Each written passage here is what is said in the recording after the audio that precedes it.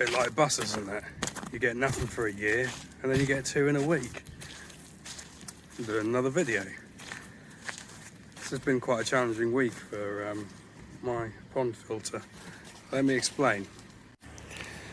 So my pond has an RDF on it, which sounds very fancy, but it is an old one. It's really quite old. It's like, I suppose you'd say, when they first were invented.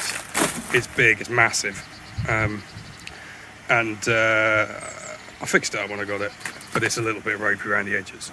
So, is it just me? I'm asking other RDF owners here, but when you have an RDF, the water level in your pond is very sensitive to the water level, right? So you can see that my level is a bit low here, and on the window I have 2 marks. I don't know if you can see those, 2 Sharpie marks. That's normal level when the pond's full, and that's the level that when the RDF starts to get a bit unhappy with everything. So what happens is, if the water level drops too low, the RDF constantly washes, which in turn makes the water even lower. And once it goes to the stage where it constantly washes one after the other, so where was I? So yeah, it'll just error out and stop, which is a problem.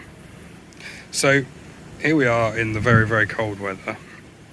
I knew the cold weather was coming, so I have to regularly top the pond up, and I topped the pond up just before, at the last minute when it was still fairly warm.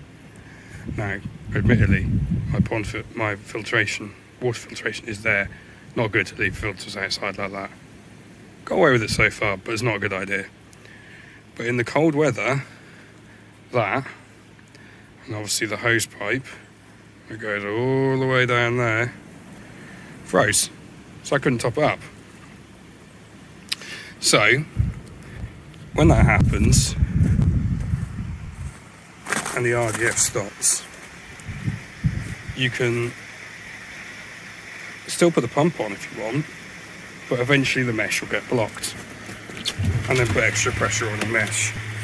So this is what I've had to do this week. I've had to take out the inspection panel on the mesh and allow the water to just flow past it.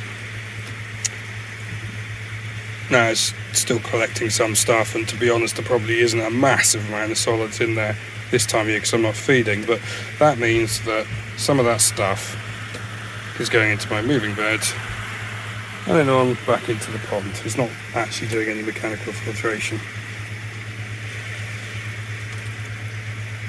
So there we go. That's been like that now for a good few days.